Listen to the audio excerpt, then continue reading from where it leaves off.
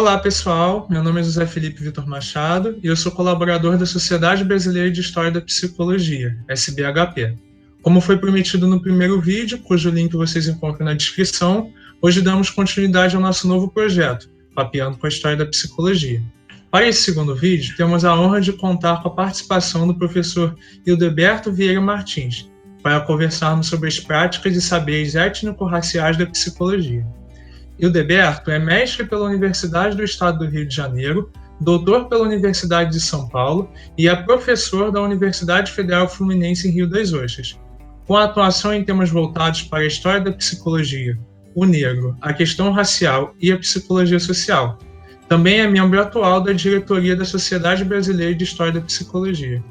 Olá, professor, como você está? Boa tarde, José Felipe. Boa tarde a todas e a todos que assistem esse vídeo.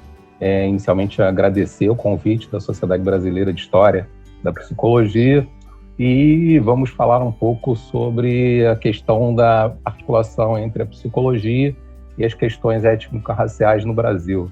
Ou seja, esse é o meu campo de investigação há um determinado tempo na psicologia. Bem, professor, como primeira pergunta, nós gostaríamos de saber sobre as suas pesquisas que têm se destacado no âmbito da história da psicologia ao discutir as relações entre a psicologia e a questão racial no Brasil. Então, para iniciarmos essa conversa, gostaríamos de conhecer um pouco mais sobre o seu trabalho e o que vem encontrando em suas investigações. Então, quais as pesquisas você e seu grupo têm feito sobre as práticas e saberes étnico-raciais em relação com a psicologia? E ainda, em especial, sobre uma perspectiva histórica, quais vocês julgam serem os principais desafios para a psicologia na revisão e questionamento das práticas que sustentam o racismo estrutural? Eu venho pesquisando a questão racial desde a minha tese de doutorado, que, como você falou, eu defendi na USP, em São Paulo, e que eu tento fazer essa primeira articulação a partir de uma questão que eu vinha encontrando nas minhas pesquisas em psicologia. Ou seja, vários trabalhos falavam que a psicologia não discutia a questão racial no Brasil e eu acabei investigando o final do século XIX e início do século XX, a articulação entre os saberes psicológicos, e aí eu incluo psicologia, psicanálise e psiquiatria, ou seja, esses saberes ainda incipientes no Brasil, claro, ou seja, a gente está falando do final do século XIX e início do século XX, mas como algumas ideias psicológicas vão ser utilizadas para discutir a questão do negro e o problema do negro na sociedade brasileira. Então, a partir disso, eu comecei investigando uma escola que é tradicional no campo da antropologia, que é denominada Escola Nina Rodrigues, que ela articulou ou uniu uma série de médicos psiquiatras do final do 19 e início do 20, que vão discutir as moléstias mentais, as doenças mentais, e como essas doenças mentais estão, vamos dizer assim, proliferando na sociedade brasileira. O que a medicina e a psiquiatria da época podiam dizer acerca disso e como elas podiam tratar esse sujeito considerado louco. E você vê, fazendo essa investigação, que o objeto, entre aspas, de investigação vai ser o elemento negro, ou seja, vai ser a população negra. A população negra vai ser, vamos dizer assim, o objeto mais estudado por esses médicos e psiquiatras, porque eles, na verdade, vão importar a ideia que está, num certo sentido, desenvolvida na Europa e na América, e lá na Europa e na América já tem uma certa crítica, mas aqui no Brasil ainda essa crítica vai demorar, que é a ideia de racismo científico. Então, eles vão usar alguns conceitos, algumas ideias do racismo científico. Um deles é o conceito de degeneração, para estudar essa população negra e afirmar que essa população negra é degenerada. A partir disso, eu faço uma série de pesquisas. Eu, por exemplo, pesquiso, num primeiro momento, as religiões de matriz africana e como elas vão ser vistas por médicos e psiquiatras do início do século XX. Mais especificamente, o Arthur Ramos, que vai, num certo sentido, se dedicar ao estudo das religiões de matriz africana. Num segundo momento, eu amplio essa pesquisa e vou trabalhar com as primeiras décadas do século XX. E, nesse momento, a gente está, eu e meu grupo de pesquisa, nós estamos investigando o movimento negro, e como o movimento negro vai, vamos dizer assim, incorporando certas ideias psicológicas para tentar compreender a população negra e fazer com que essa população negra possa ser inserida na sociedade brasileira. Porque no início do século XX, você tem uma certa discussão de qual é o papel do negro na sociedade. Ou seja, o Florestan Fernandes, por exemplo, escreve um livro sobre a integração do negro na sociedade brasileira. Ou seja, é uma discussão do início do século XX, né? Ou seja, é possível integrar o negro à sociedade brasileira? O negro tem esse espaço na sociedade brasileira? Então, tanto na academia quanto nos movimentos sociais, você vê uma discussão significativa e o uso de ideias psicológicas para, num certo sentido, definir se há possibilidade ou não de integração do negro a essa mesma sociedade. Então, nesse momento, a gente está trabalhando muito essa questão, ou seja, como essas ideias vão, num certo sentido, sair do âmbito acadêmico e começar a proliferar no espaço da sociedade como um todo. Então, a gente hoje investiga uma série de jornais e também material de determinados grupos do movimento negro, mais especificamente a Frente Negra Brasileira e o Teatro Experimental do Negro, para tentar compreender como essas ideias vão sendo difundidas nesse cenário social brasileiro. Tá? E nesse sentido, tá, é claro que acho que a questão mais importante dentro de uma historiografia da psicologia que se debruce sobre a questão étnico-racial é tentar ver e, num certo sentido, sinalizar, né, para o uso que modelos, vamos dizer assim, eurocêntricos e que hoje alguns autores chamam de modelos colonialistas, né, vão ser utilizados para desqualificar esse sujeito social, ou seja, o negro, e, num certo sentido, fazer com que ele não ocupe o mesmo espaço social que vai ocupar o branco na nossa sociedade. Então, acho que uma revisão historiográfica dentro do âmbito da psicologia, ela deve reconhecer que ela, num certo sentido, importou essas ideias e fazer, num certo sentido, essa revisão, tentando reconstruir os passos, né, dessa produção acadêmica psicológica.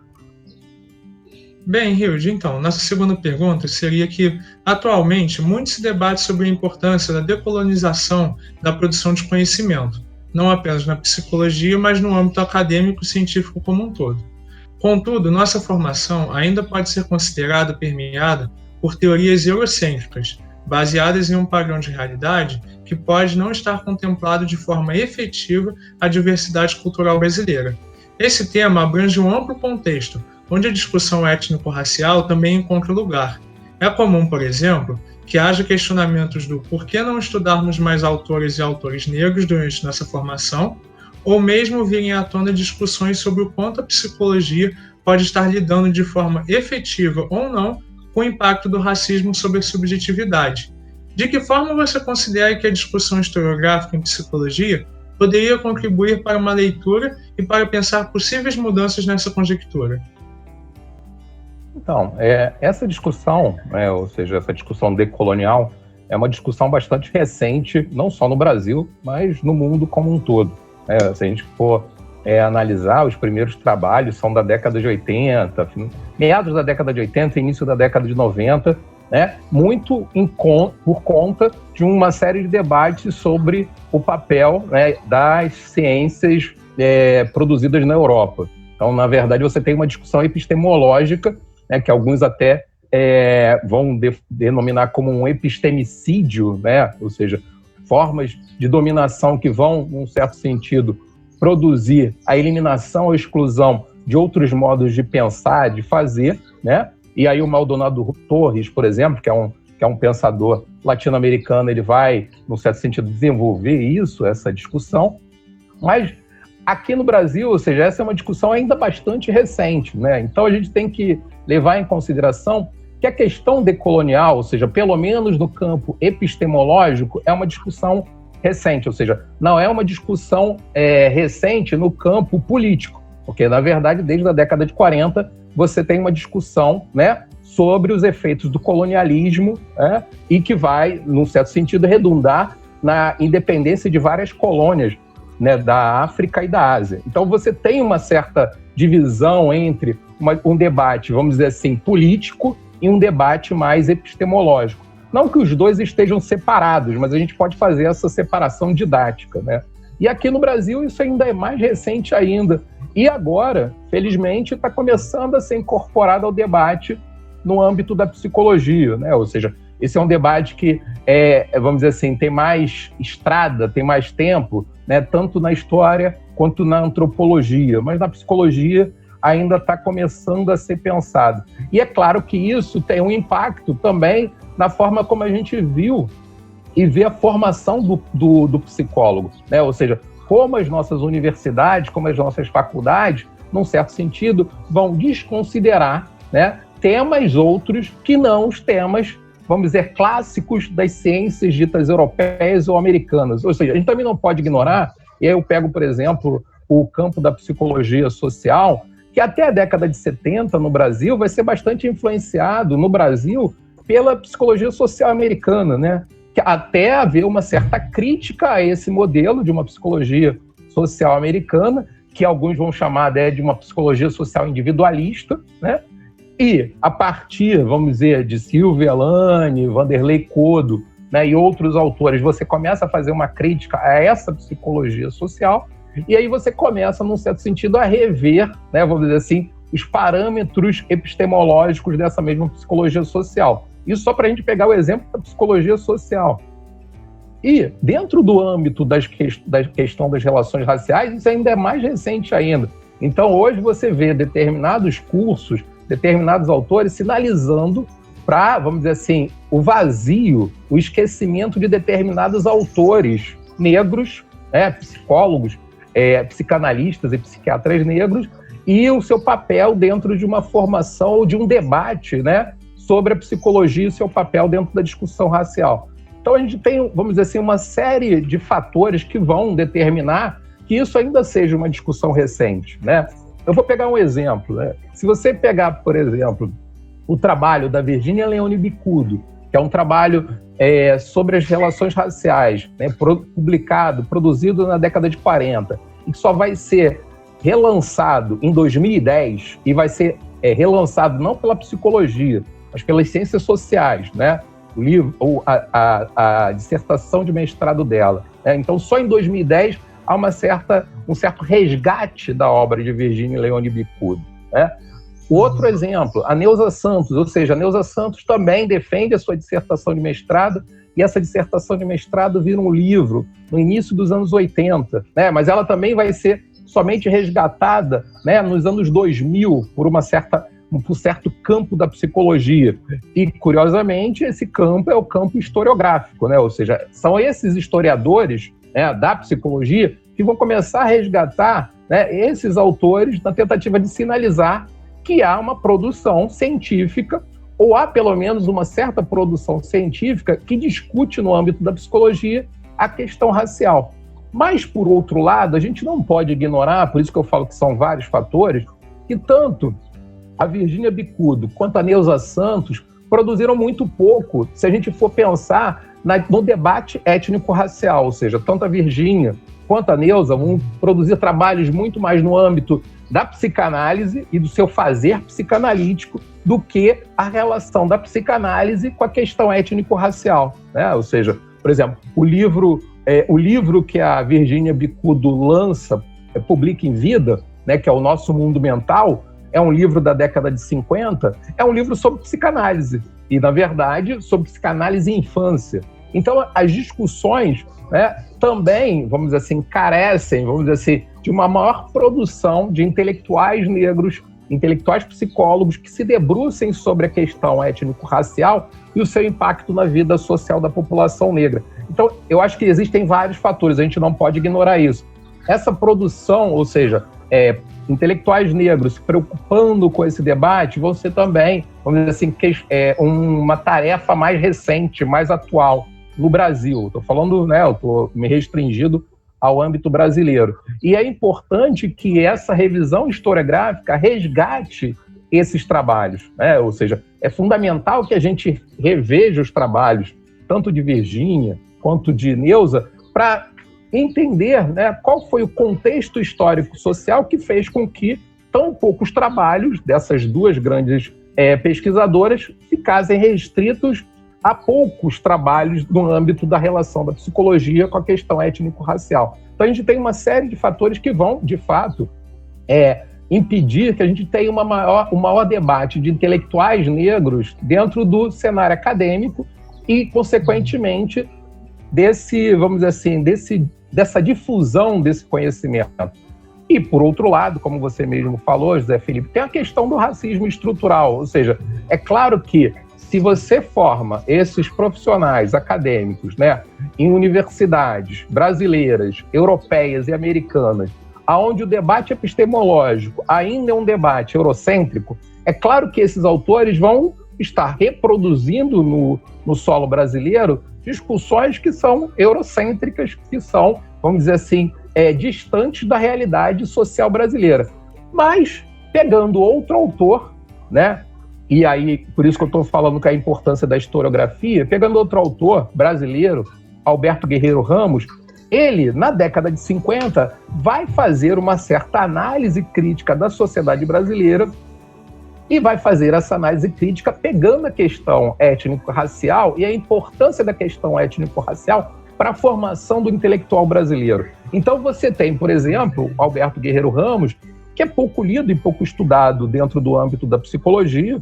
Na verdade, ele é muito mais conhecido no campo da administração ou da sociologia do que da psicologia, mas que seria de grande contribuição se ele fosse lido e revisto por vários profissionais e estudantes de psicologia. Então, acho que a gente tem que pensar essa questão, né, ou seja, de um modelo eurocêntrico que dominou a academia brasileira e a academia mundial durante um certo tempo, né, eu diria durante vários séculos, e que agora sofre críticas e que pode, num certo sentido, a partir disso, abrir o espaço para outras formas de pensar e, consequentemente, de produzir conhecimento sobre a realidade social brasileira e os seus sujeitos históricos. E aí eu incluo brancos e negros. Por isso também é importante que a gente esteja atento à discussão sobre branquitude que tem, nesses últimos anos, se difundido no cenário social brasileiro. Ou seja, é uma discussão que nos Estados Unidos já tem mais tempo, mas que no Brasil ainda é bastante recente, né? E também um certo resgate sobre a questão da negritude, né? Ou seja, o que eu falei antes, né? Ou seja, que a gente tem que fazer um trabalho historiográfico, não retrospectivo, mas de reconstrução histórica, na tentativa de compreender quais são as rupturas históricas que permitem que certos autores sejam valorizados em detrimento de outros, que a gente pode, num certo sentido, reconfigurar esse campo do trabalho acadêmico, da formação em psicologia e, vamos dizer assim, fazer, entre aspas, um resgate histórico desses atores sociais, desses intelectuais negros e a contribuição deles para a psicologia e para a história da psicologia. Então, trazendo um pouco para a questão brasileira, nossa terceira pergunta gira em torno do negacionismo, né, aqui no Brasil.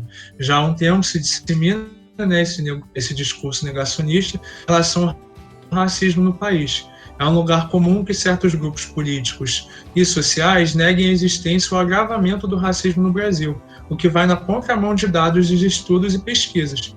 Para além do racismo, essa discussão também é permeada por outros temas contemporâneos, como a disseminação de notícias falsas, a extrema polarização política atravessada pelo país e o negacionismo da ciência. Como você acha que a psicologia poderia contribuir para a avaliação desse cenário?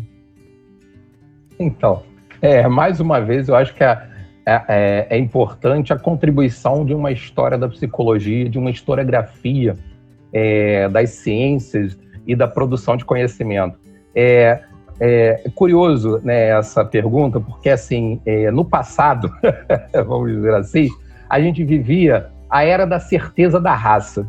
Se a gente for pegar trabalhos e textos históricos, né, do final do século XIX e início do século XX, há uma certeza da raça que vai atravessar a sociedade brasileira, a ponto de você produzir, né, práticas e ideias que vão, vamos dizer assim, garantir a exclusão de determinados grupos étnico-raciais da sociedade brasileira. A gente só pode lembrar o extermínio, o genocídio da população indígena ao longo da história do Brasil, né? A gente pode pensar, né, a questão da exclusão de significativa parcela da população negra do mercado de trabalho. Então, é claro que naquele momento havia uma certeza da raça e, consequentemente, você pode excluir sujeitos a partir dessa ideia de raça. Agora, por outro lado, a gente não pode esquecer que essa lógica das fake news, do negacionismo, também faz parte da história da própria humanidade, né? Se a gente for parar para pensar, eu vou pegar só um exemplo. Por exemplo, a obra de Spencer, né, que é, na verdade, um teórico, né, do individualismo, do liberalismo, dos modelos evolucionistas ligados ao campo das ciências humanas, é uma teoria negacionista, num certo sentido, ou, na verdade, uma certa fake news, se você pensar que ele vai difundir ideias erradas sobre a evolução e como essas ideias erradas podem serem úteis a uma discussão sobre o papel do homem ou dos indivíduos nessa mesma sociedade. Então, a gente tem, ao longo de todo o processo histórico, né, a produção de ideias errôneas que têm uma roupagem científica e que ganham caráter de verdade. E que, num certo sentido, tem um impacto significativo na própria produção dessa mesma sociedade. Então, você tem, por exemplo, e isso algumas pesquisas minhas apontam para essa direção, você tem, por exemplo, o uso de ideias equivocadas sobre a população negra e que são difundidas como verdade científica e que têm efeitos sobre essa mesma população. Então, o negacionismo, né, ou seja, a gente está vivendo, vamos dizer assim, uma nova onda de negacionismo, uma nova onda de pseudociência que, num certo sentido, serve a certos interesses políticos, sociais e econômicos e que vão garantir uma certa reprodução dessa mesma realidade social. Ou seja, interessa, né, que certas ideias sejam produzidas, interessa que certas práticas sejam reproduzidas, porque isso também mantém, vamos dizer assim, um certo desequilíbrio social, certas desigualdades sociais e raciais, e nesse sentido perpetua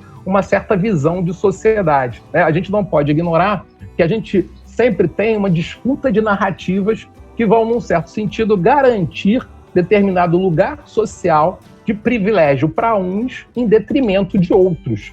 E aí a discussão de raça, a discussão de classe, a discussão de gênero, elas também são perpassadas por essas questões políticas, econômicas e sociais, né? Ou seja, são certas discussões que vão garantir, por exemplo, o lugar de subalternidade da mulher, são certas discussões que vão garantir o lugar de subalternidade do negro, né? Então a gente tem dentro do campo da ciência papel de realmente denunciar essas questões, de, num certo sentido, produzir pesquisa e conhecimento que contradigam, né, essas ideias e que são difundidas, né, hoje numa velocidade surpreendente, ou seja, a produção de verdade ela é uma coisa constante, cotidiana na sociedade. Mas a gente tem que pensar novas estratégias para lutar contra a reprodução dessa pseudociência, desse negacionismo e que está presente na sociedade brasileira. Como quarta pergunta, Hilde, nos últimos meses, em meio à pandemia, continuaram a ocorrer inúmeros atos e crimes diretamente associados a práticas de cunho racista, em grande parte nos Estados Unidos e no Brasil.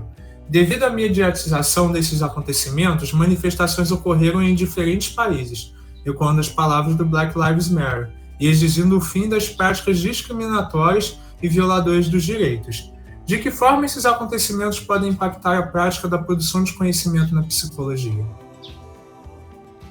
Bem, essa questão, né, ou seja, esse movimento da Vidas Negras Importam, de fato, teve o epicentro nos Estados Unidos, e que provocou uma série de manifestações em todo o mundo, inclusive no Brasil, né? Mas é importante sinalizar que a morte do João Pedro, que foi atingido por uma bala perdida no estado do Rio de Janeiro, aconteceu uma semana antes, né? O que mostra que aqui a violência contra a população negra é uma questão recorrente e que, em certo sentido, de certa maneira, é totalmente, vamos dizer assim, desconectado com as questões mais globais.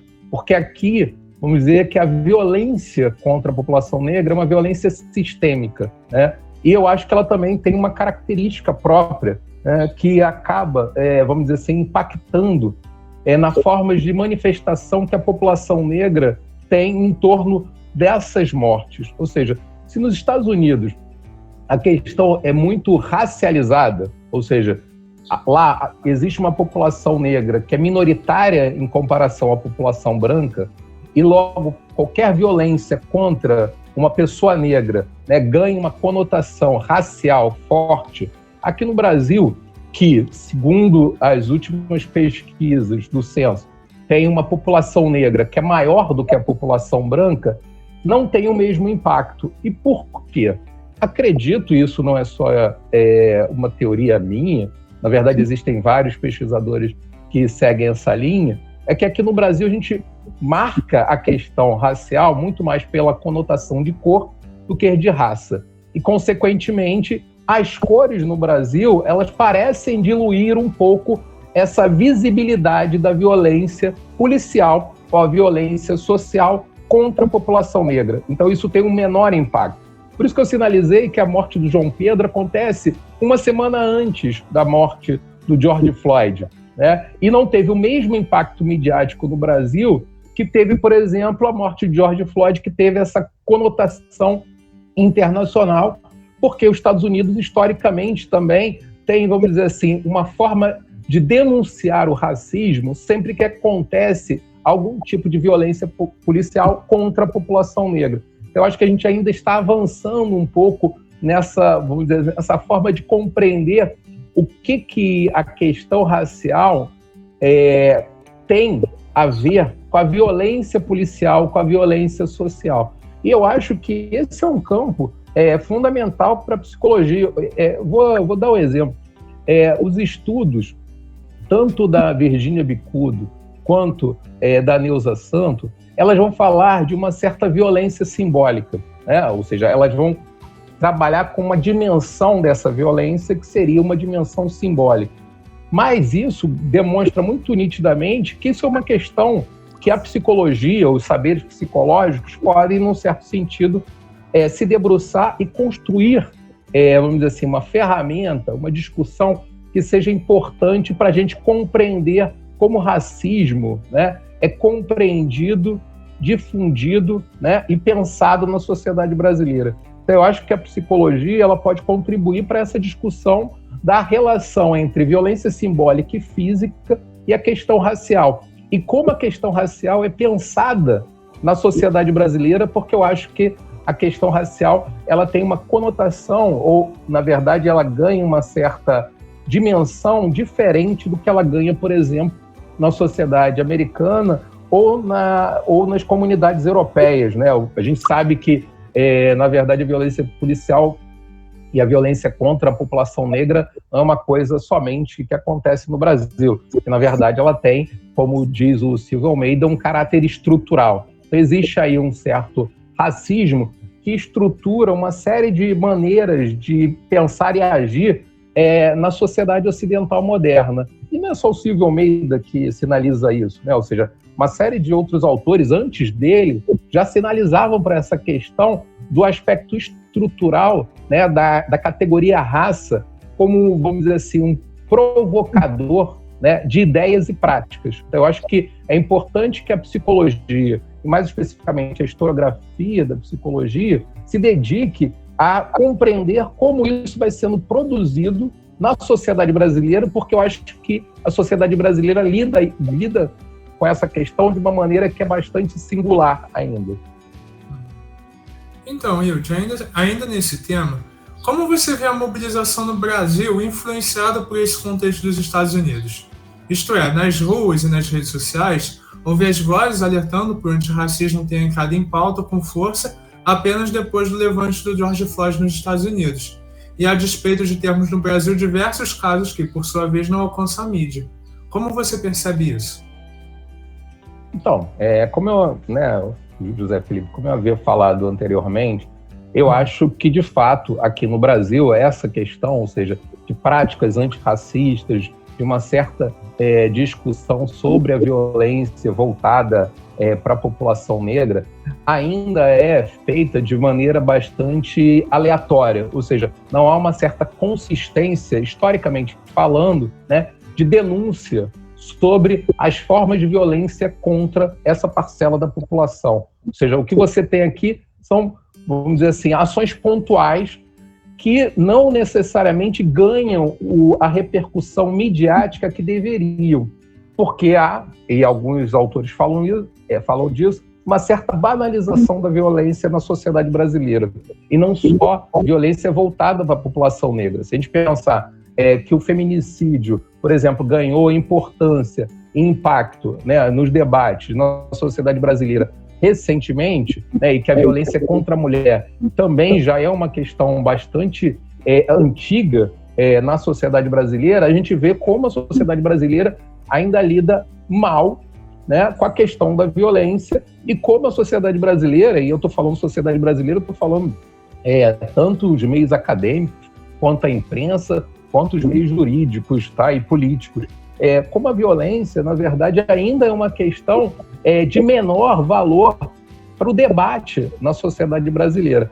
E eu acho que, de fato, a gente acaba, vamos dizer assim, sendo levado por uma discussão que, nesse sentido, foi internacional. Ou seja, por conta da morte do George Floyd, e como eu também disse, por essa morte acontecer de maneira bastante aproximada da morte do João Pedro e depois do menino Miguel, que morre em Recife, eu acho que isso vai ganhar também um certo peso aqui no cenário social brasileiro. E a gente também não pode ignorar que já havia, né, uma certa discussão recorrente, muito, vamos dizer assim, atrelada ao movimento negro, né, de denúncia de uma série de questões que estavam acontecendo contra a população negra, né? Ou seja, não só a questão da violência, mas a questão da empregabilidade, a questão das políticas de ação afirmativa. Ou seja, já havia na sociedade brasileira um certo debate, né, muito capitaneado pelo movimento negro, de qual era o lugar e papel da população negra, pretos e pardos, né, na sociedade brasileira, e o que a sociedade brasileira estava fazendo para diminuir essa desigualdade. E eu acredito que esse fato, né, internacional, que foi a morte, o assassinato, né, do George Floyd, acabou, num certo sentido, se articulando e, vamos dizer assim, aumentando, dimensionando, né, a questão e tendo um impacto e, vamos dizer assim, com uma certa meia-culpa da imprensa nacional, né, teve uma certa...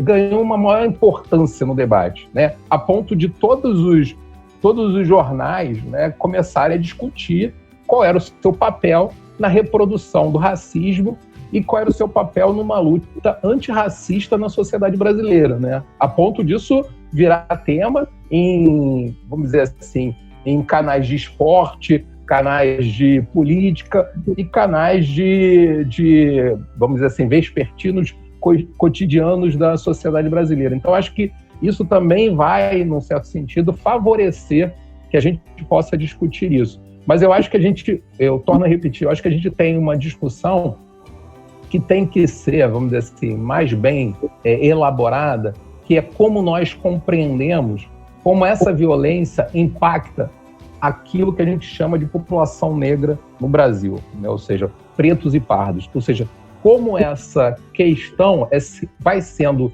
discutida e levada na sociedade brasileira e quais são os recursos que a gente pode, num certo sentido, construir, e aí é o papel do campo acadêmico também, quais são as ferramentas que a gente pode construir para diminuir, minimizar ou até excluir, né, determinadas práticas violentas na nossa sociedade, né? Então, eu acho que as coisas são articuladas, ou seja, o Brasil não está desvinculado da questão global, mas eu acho que a gente tem que levar em consideração que a violência articulada à questão racial no Brasil tem as suas próprias características. E eu acho que isso vamos dizer assim, um campo investigativo ainda a ser trabalhado no Brasil. Ainda tem poucos trabalhos, poucas discussões dentro dessa área.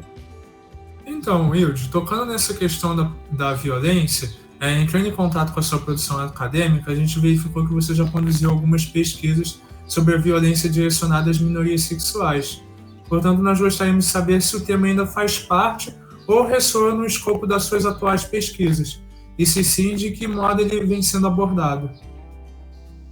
Então, eu trabalhei essa questão das minorias sexuais na minha dissertação de mestrado, né, que eu fiz uma investigação sobre o movimento gay no estado do Rio de Janeiro e quais eram, vamos dizer assim, as suas formas de luta e defesa, muito articulados vamos dizer assim, ao Estado, né? Ou seja, quais eram as políticas públicas que o Estado estava implementando articulado aos movimentos gays na tentativa de diminuir, né, ou eliminar a violência que essa categoria sofria naquela época. Ou seja, essa pesquisa foi no final da década de 90, início dos anos 2000, né? Essa questão continua sendo um norte das minhas pesquisas, porque, na verdade, eu também trabalho com a questão da violência simbólica relacionada à população negra, né? E também a violência física, ou seja, toda a violência simbólica está intimamente atrelada a uma certa violência física, e toda a violência física tem uma certa, vamos dizer assim, provocação, vamos dizer, subjetiva, né? O que desencadeia essa violência física, né? Seja em relação ao imaginário que certos sujeitos têm contra o negro, seja também na maneira como esse próprio negro é visto pela sociedade. Então, é claro que essa questão ainda perpassa, né, as minhas pesquisas, e eu acho que isso é uma questão que é fundamental, ou seja, como é que a gente pode compreender como é que essas violências são estruturadas na sociedade brasileira. E aí, por isso que eu acho que a importância de pesquisas historiográficas, né? Ou seja,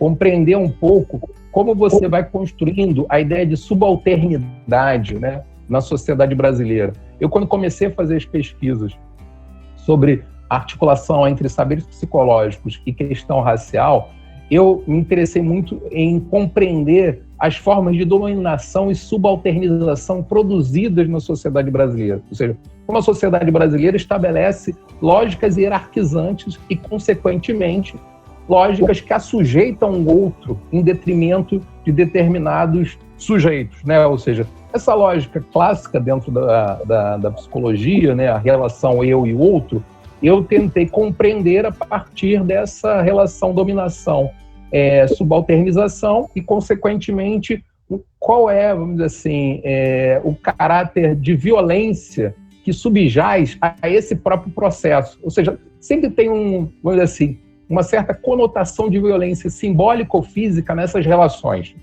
E aqui no Brasil, né, como eu acho que até já sinalizei, há muito tempo isso é uma discussão dentro do campo da antropologia, né? Aqui no Brasil você tem muito essa lógica hierarquizante que faz com que determinadas pessoas construam as relações a partir de relações de intimidade, né? É a velha lógica do compadrio, é a velha lógica do paternalismo, é a velha lógica que, na verdade, estabelece para uns certos privilégios e para outros a exclusão total. Então, é bastante interessante ver que isso também está presentificado nas relações raciais. Ou seja, se há violências contra as minorias sexuais, isso foi o campo da minha dissertação de mestrado, eu também consegui perceber vamos dizer, essa mesma lógica também na historiografia da relação entre saberes psicológicos e questão racial. Então, isso ainda está presente na minha pesquisa. Então, professor, para a gente poder estar encerrando, a gente pensou que seria interessante se você pudesse indicar algum tema em práticas e saberes étnico-raciais pouco questionados e que, na sua opinião, seria fundamental abordarmos, não apenas nesse bate-papo, mas nos caminhos de estudo e pesquisas em história da psicologia. Há alguma inquietação nesse sentido? Bem, José Felipe, eu acho que a gente ainda está, vamos dizer assim, caminhando, né, no campo da historiografia, dos saberes psicológicos e a sua articulação com a temática racial. Assim, ainda existem poucos trabalhos no campo dos saberes psicológicos, e saberes psicológicos psiquiatria, psicanálise, psicologia, ou seja, dentro dessa área, né, ainda existem muito poucos trabalhos relacionando a questão racial com as práticas psicológicas ou seu papel dentro da reprodução de certo racismo ou até mesmo de uma política antirracista. Então, acho que a gente ainda tem muito a fazer nessa área. Então, eu acho que os pesquisadores do campo, né, deveriam se interessar mais sobre, né, as práticas historiográficas e produzir, vamos dizer, trabalhos voltados para esse campo. Além disso, eu acho que a gente tem muito pouco trabalho que faça uma articulação entre branquitude e negritude, né, e como isso impacta subjetivamente, né, a constituição do outro, ou seja, práticas identitárias que, na verdade, estejam atreladas à questão da branquitude e da negritude. Eu falo isso por quê? Porque, na verdade, eu vejo alguns trabalhos que discutem a negritude ou discutem a branquitude, mas não discutem a sua articulação. Ou seja, existem trabalhos sendo produzidos, e alguns trabalhos já foram, né, que discutem ou um tema ou outro tema, mas não discutem como eles se relacionam e como eles produzem certas identidades na sociedade brasileira. E aí eu volto a dizer, a gente tem que levar em consideração que a identidade racializada no Brasil, ela é, vamos dizer assim, uma combinatória de fatores, ou seja, não existe somente um aspecto racial, mas sim um aspecto fenotípico e um aspecto classista também, que vão, num certo sentido, configurar essa identidade de uma determinada maneira. E aí é claro que essa posição da negritude ou da branquitude, ou lugar do branco, ou lugar do negro, nesse processo subjetivo, ainda é pouco explorado. E também caberia acrescentar que eu acho que ainda falta um trabalho de fôlego sobre a obra da Neuza Santos Souza, ou seja, eu vejo muitos psicólogos, estudantes, né, de psicologia e profissionais de psicologia e acadêmicos de psicologia, na verdade, sinalizando para a importância da obra da Neuza Santos, mas eu, de fato, sinto ainda falta de um trabalho de fôlego que discuta o legado da Neuza Santos Souza, né, para a psicologia. Isso também é uma questão importante, porque nos últimos anos eu vejo uma produção significativa, ou seja, houve um aumento dos trabalhos no campo da psicologia voltados para a questão racial. Parece que todo mundo se interessa, ou seja, começou a ter um maior interesse sobre a articulação da psicologia e da questão racial, mas eu vejo que ainda falta, né, que esses trabalhos sejam trabalhos que, vamos dizer assim, reconstruam essa história, reconstruam a importância e o impacto de determinadas obras, autores e teorias para a própria produção do campo da psicologia, né? Ou seja, eu acho que a gente tem que, vamos dizer assim, sair um pouco somente do campo do resgate histórico e, na verdade, começar a pensar, né, o campo, vamos dizer assim, do impacto, dos efeitos que, vamos dizer assim, essas obras tiveram para a promoção de uma psicologia antirracista ou mesmo para a produção de uma psicologia que esteja voltado para as relações raciais no Brasil. E aí, é claro, que eu acho que também falta, né, um trabalho, e aí eu estou, num certo sentido, nesse momento também voltado para isso, né, a minha pesquisa nesse momento também é um pouco isso, um trabalho que discuta como é que a gente trabalha o conceito de raça, né? Ou seja, porque senão a gente começa a reproduzir o conceito de raça como um conceito já dado. E aí a gente corre um grave risco de produzir certos trabalhos, né? Ou seja, a produção de certos trabalhos que caem numa certa discussão essencialista, e a gente sabe que a categoria raça é um construto social, né? E cabe também ao campo dos saberes psicológicos, né, discutir como é que essa categoria vai sendo, vamos dizer assim, apropriada, pensada, trabalhada por determinados sujeitos, né? Ou seja, esse também é um campo dos saberes psicológicos, né? Ou seja, como os processos subjetivos, ou como dizem os deleuzianos, como o processo de subjetivação vão sendo produzidos e vão, num certo sentido, redefinindo ou construindo determinadas práticas e saberes. Tá? Então, eu acho que isso ainda é um campo a ser pesquisado, trabalhado, investigado no âmbito da psicologia e, mais especificamente, da historiografia da psicologia. Bem, agradecemos imensamente ao professor Edelberto por ter aceitado o nosso convite. É uma imensa satisfação contarmos com a sua participação nessa série de vídeos. Reforçamos também o convite para que participem do 14º Encontro Clio Psique, que este ano ocorrerá em conjunto com o 4º Congresso Brasileiro de História da Psicologia, em parceria com a SBHP. O evento será online e ocorrerá nos dias 5 e 6 de novembro, contando com a participação de convidados nacionais e internacionais. E fazendo sua inscrição, você também pode se associar à SBHP. Deixaremos o site com a programação e mais informações sobre o evento na descrição do vídeo. Por fim, também deixaremos na descrição as diversas formas de contato e endereço das redes sociais da SBHP. Agradecemos pela audiência, pedimos que fiquem à vontade para utilizar a seção de comentários e que se inscrevam em nosso canal, para que possam receber notificações sobre o nosso próximo vídeo. Até lá. Obrigado, professor Hilde.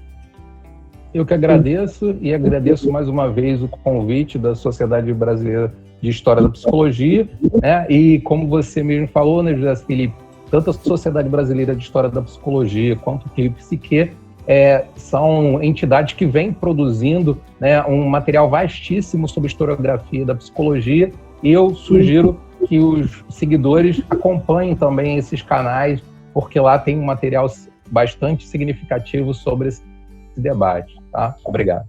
Obrigado, professor. Tchau, tchau.